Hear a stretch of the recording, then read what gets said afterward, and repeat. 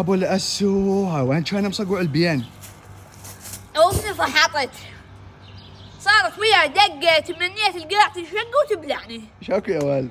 كنت بالسوق، كملت رحت اجي، وقفنا ابو تاكسي. ابو العسو انا من متابعينك، وساعة يبوس بيه. قال لي والله انا وصلك، انا ما ردت اشتغل متابعيني. قلت له توصلني بس بشرط انطيك كروه. كان قال لي ما تولي، هو انا ما وصلك اذا ما تعطيني كروه. والله لو ضاربني دفره ولا راق عليه يشرد.